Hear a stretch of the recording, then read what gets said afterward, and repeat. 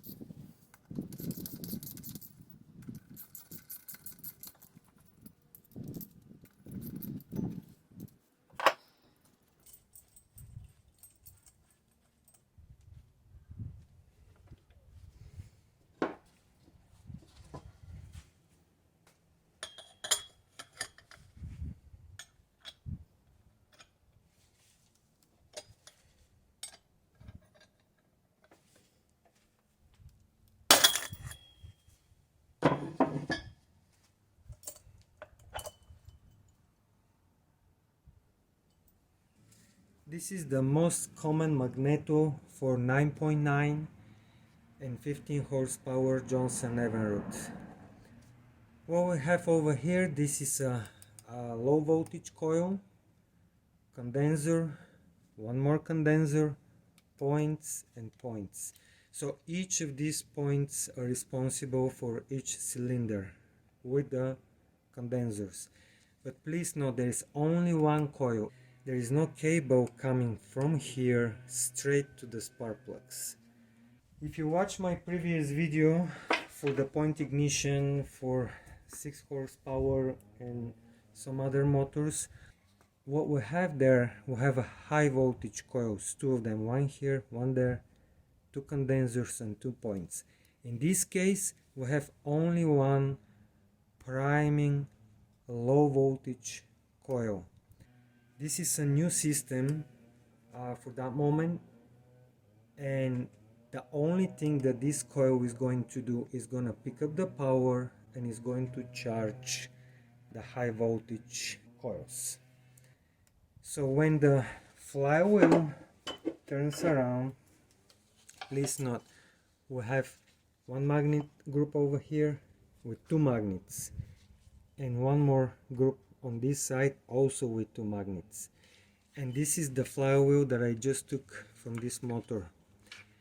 So when the flywheel rotates, it's turning clockwise. Don't forget guys, this is extremely important. Always the motor turns clockwise. This is the rotation. The magnets are going to charge the coil, and this is the eccentric wheel that turns around and open and close the points. When the low voltage coil pick up the power and the point, let's take this one over here, when the point is open, there you go, this is the highest point on the wheel. It says stop, and now the point is open. It's going to break the line and is going to discharge the power to the high voltage coil, and from the high voltage coil is going to go straight to the spark plug. This is the way how this system is working. So when the flywheel turns around, it's gonna go to this point, and this one is going to do the same thing and is going to discharge the power to the lower cylinder.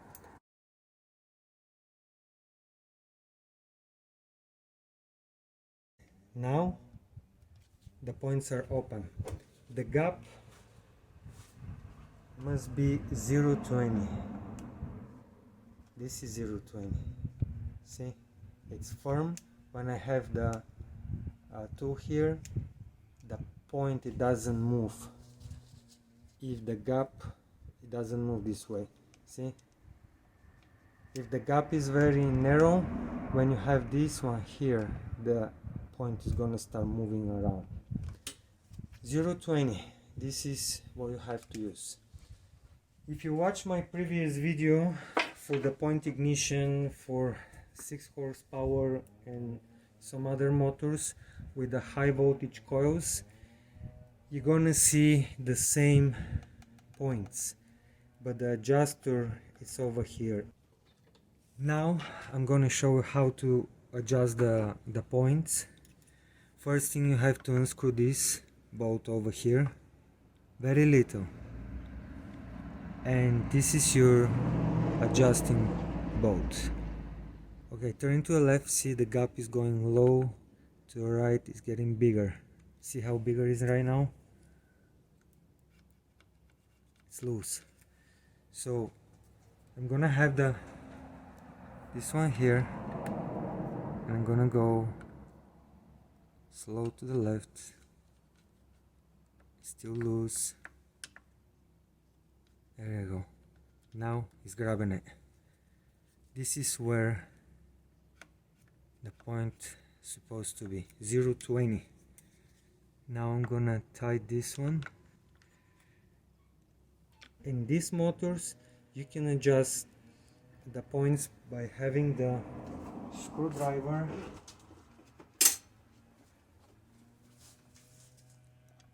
right over here. So now I'm going to show you how to adjust the points for this type of motor.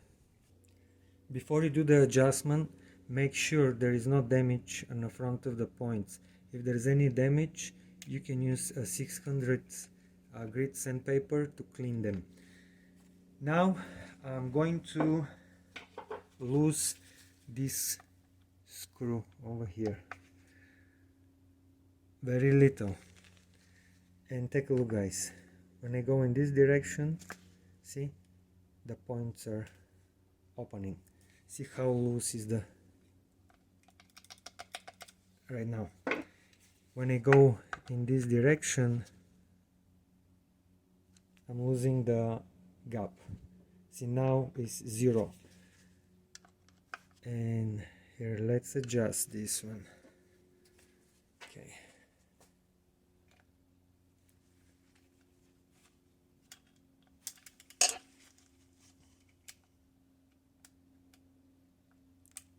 Take a look this point when I have the tool and it's gonna move away from the eccentric. See? This is not enough space. There you go. Little more. It's little loose.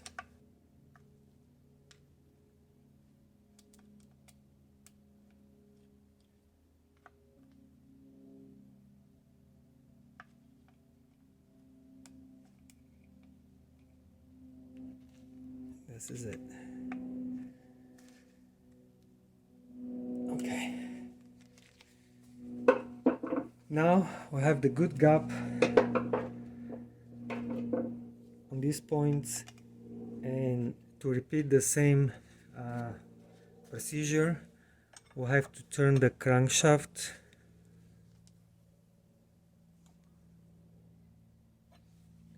to these points. Now let's take a look at the points. This one is this part. See how shiny is this one? It's a brand new. And this one is also shiny. And this is the point that is move.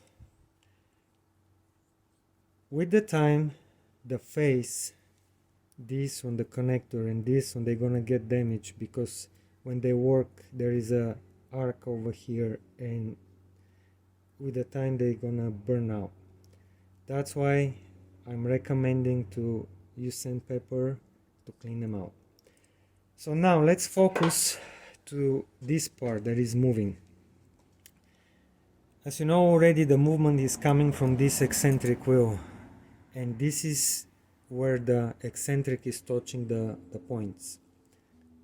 With the time, this is going to start disappearing, and the points are going to start losing gap. So when this is disappear, what will happen? You're losing the gap, and then you have to adjust the points. And the question is, how often do you have to adjust the points? And here is the answer. It doesn't matter what the manual will say. 1 time, 2 times of the year, or whatever. Let's take the example. If you adjust the points right now and you don't apply any oil over here, over the sponge, the engine is gonna work few hours and this is going to start disappearing. And when it disappears, you're gonna lose the gap. So anytime you adjust the points, add few drops of oil on this sponge. This is going to lubricate the eccentric, and this is going to lubricate this part. And these points are going to work for a long time without requirement of adjustment. But if you don't apply any oil here, they're going to warm very quick, and you have to readjust them. And this is something very important that I missed in my previous video. If this part is completely worn, this metal part is gonna touch the eccentric, and you're gonna completely lose the gap and of course the spark. Don't go that far away. Don't wait to the moment when this is going to disappear, because this metal part is gonna damage the eccentric, and when it damages the eccentric and you install the new points, this is gonna start wearing very quick. So make sure you adjust the points on time, lubricate them, and everything is going to work perfect. Now, a few words for the cables. Make sure when you open the magneto, check the cables, what is their condition. If they touch any metal here, from the vibrations, the isolation it's gonna penetrate. So make sure they're away from metal parts. In this case, take a look, guys. This is damaged, and this part is damaged from the lower part on the flywheel. This is scratching this one. Technically, at this moment, this is not going to affect the engine work because this is a ground cable. But sooner or later, this is gonna be completely destroyed. So I have to repair this part. But if any of these cables are touching the flywheel, you're gonna lose the spark.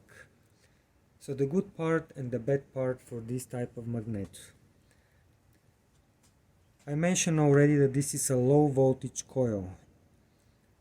This coil is gonna work forever as long as there is no mechanical damages. And the reason for this one is because it's a low voltage. This coil only pick up the power from the magnets and it transfer to the big coils. Condensers. This condenser belongs to this point and this condenser belongs to this point. So this is the top cylinder and this is the lower cylinder. From time to time this condenser is going to burn out. What is going to be the sign? With a bad condenser, you're going to have a yellow, orange spark, or maybe no spark. This is going to show you that the condenser is in a bad shape. The point, if you have a yellow orange spark, that's mean probably bad condenser or low gap. But if you have a blue spark, that's mean you have a good gap and have a good condenser. And of course the coil is working appropriately. This is important things, guys. If you look when you do the test, if you have a blue spark, that means everything is good here. But if you have a yellow or orange, first thing to check is this. If you adjust it and you still have the yellow orange spark, next step is gonna be this one. If you have no spark at all, in most cases you have no gap. The second reason could be the condenser. The third reason to lose the spark could be the high voltage coil. Next thing to check, this is going to be the ground cables for the high voltage coils. This one, the top one, is connected here. This one underneath could be connected in this bolt or all the way down. Make sure you have no oxidation. If you have to remove the bolt, clean the connector really good, but you have to have a really good connection in between the coil, the cable, and the casing of the motor. Same thing is applied for this one too. If you don't have a good connection, you will not have any spark coming from the high voltage coils. One more thing, in this case, take a look, guys, there is a crack in this coil. For now this is working. For how long, I don't know, but sooner or later this may cause any problem. And the last reason to lose the spark, this is going to be the pickup coil. How I mentioned, this is extremely rare, but in most cases the problems are coming from here. This is very handy. I will have a video showing how this is working, but technically you have to connect this like this and this one here, and you're gonna see a light over here. This is showing that you're receiving power from the coil to the spark.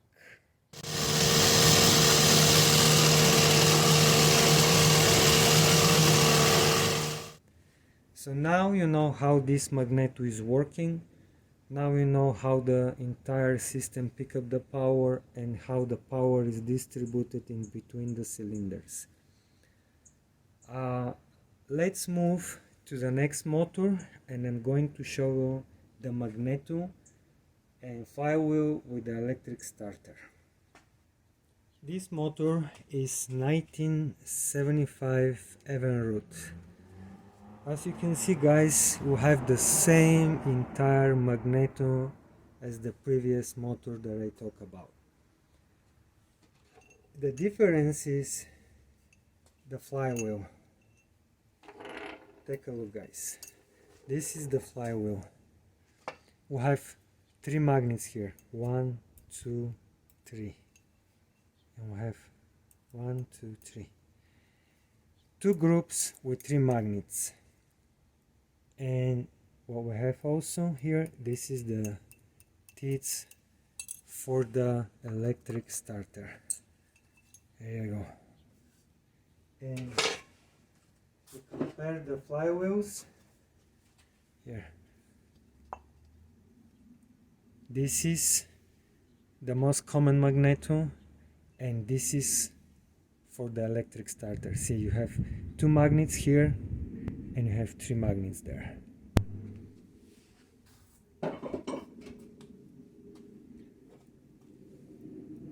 Take a look at these scratches. That means at some point this part from the pickup coil was touching the magnets, and this is not good. I will have to check this one. You can adjust this one a little bit. You can push them inside to the crankshaft, and you're gonna have a good gap, and this is not gonna happen. I believe this one is already adjusted, and these damages are from a long time. Is this going to affect how this engine is going to work? And the answer is no at this moment if it's adjusted. But if the flywheel touch this one, the coil is not going to work very good. It's still going to pick up some power, but it's going to lose the induction. This is very important. Technically, in this case, we have only the flywheel is different. We have a bracket that hold the starter and the starter. This is the only difference in between the first motor and this one. Now I'm going to show you one more motor, which one is very interesting. This is a 1976 Evinrude, and this model is with electric starter. In this case the starter is missing, but we still have the bolts and the bracket is here. And this is the flywheel from this motor. We have the teeth for the starter, and we have 3 magnets. The same flywheel is installed in the previous motor that we talked about with the starter, but definitely is different from the very first one. This is the very first one with the 2 magnets. What we have in this motor, we have the same coil, low voltage coil as the previous motors, the same points, the same condensers. The new coil that we see over here, this is the charging coil. This is going to produce 12 volts to charge your battery. From this coil, the cables are going to the voltage regulator, and this is the outlet. You can connect your battery to this terminal. So when the flywheel turns around, don't forget to the right, always is going to charge this coil, low voltage coil, and it's gonna work for the high voltage. And these 3 magnets that we see here are gonna line up with this group, and that's why we have 3 magnets. They're going to create induction for this coil. If we install this flywheel here on this magneto with the 2 magnets, these 2 magnets are gonna power only this coil, and of course this one is going to receive some induction, but I'm not sure what kind of voltage this is gonna create. If you have a motor with this flywheel with the 2 magnets and you're trying to install this coil and you think that you're gonna have 12 volts to charge your battery, I don't think this is gonna happen, because you have only the 2 magnets. This is very important, guys. Before you install the flywheel to the motor, it doesn't matter do you have a point ignition or you have a CDI ignition, make sure there is nothing here on the flywheel. Sometimes a bolt or something else can stuck there, and if you flip the flywheel and install the flywheel with this bolt, this is gonna damage the coils, the points or CDIs or whatever you have. So be careful. Make sure when you pick up the flywheel and do the installation, there is completely clean surface. The good side and the bad side for the points ignition. So the good side is this coil lasts forever. If something happened to the coil and you have no access to new parts, you can rewire this one and you can restore this coil. Condenser, it's very cheap, you can find them almost everywhere. Same thing with the points. If something happened with this coil, you have to replace it. But if I'm not mistaken, some of these high voltage coils are the same with the CDI units. So for CDI or points, If these coils go bad, you have to replace it. There is no way to fix it. One more good side for the point ignition. These motors, they don't lose spark suddenly like the CDI units. With the time, the gap is gonna go low, and this is going to affect the power of the motor. And of course, this is going to remind us to readjust the points. But the motors are not losing suddenly power like the CDIs. CDIs, this is the biggest downside. At the moment the motor works, and it will quit anytime without any warning, without any signage. So this is a big advantage if we have to compare points ignition and CDI ignition. I always prefer this type of ignition, the points one, because I will have no surprises on the lake. The downside is that you have to adjust the points from time to time. But if you lubricate this punch, they're gonna last longer. One more downside is when these motors are working and when they reach 6,000-7,000 RPM, you're gonna have a arc, and this is gonna mess up with the appropriate distribution of the spark plugs. The spark is gonna start losing around, and this is going to limit the RPM. With the CDI units, some of them they have a restrictor, some of them don't, and with the CDI units you can probably reach 8,000-9,000 RPM or maybe even higher. All the motors, they have the same stop switch, which is located right over here, and when you push it, you're gonna ground the high voltage coils. The engine is gonna lose the spark and it's going to turn off. If you follow the cable from here, it goes under the starter, under the coils, and it's going to show up over here. If you want to upgrade your motor with the kill switch, you can do this one. I have a video on my channel. If you want to browse the videos, you're gonna find it.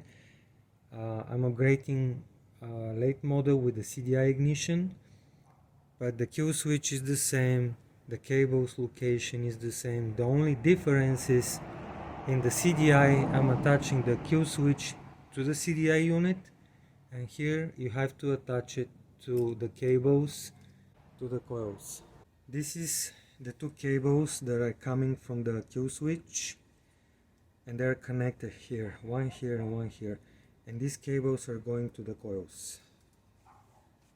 I'm sure some of you guys are going to ask me, can you install the CDI magneto to early motors? And the answer is yes.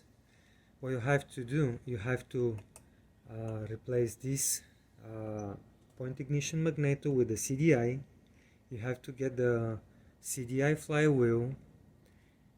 In some cases you can use these coils, but if you need to install the newest ones, you can also install the newest ones. And here, this is the tricky part. Take a look, guys. This motor it has a little brackets that you can attach the CDI unit.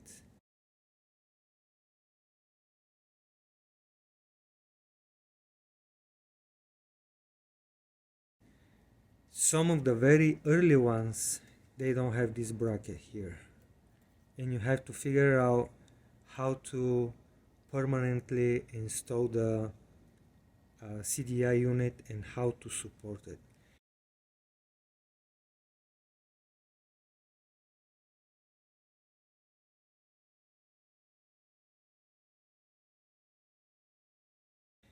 You can't just throw it over here and lay over the fuel line or over the cables. You have to permanently attach the CDI unit. Other than this, it's possible the motor is gonna work without any problems. And if any of you have a question, I don't think this is gonna happen, but who knows, someone may try to remove the CDI unit and install the early magneto with the points. Yes, you can do this one. You can remove your CDI magneto with the flywheel, and you can install this points magneto with the flywheel that belongs to this ignition. You're gonna take off the CDI and you can just connect the cable straight to the coils, and you're going to have modified motor from CDI to points ignition. Thank you for watching my videos, guys. If you didn't subscribe to my channel Boat Motors, please subscribe. In the next episode I'm going to show you the CDI ignition, and you're gonna see 3 different modifications. I will give you detailed information how to chase lost spark, how to do repairs, and how the entire system is working. I wish good luck to all of your projects and have a nice day. Bye bye.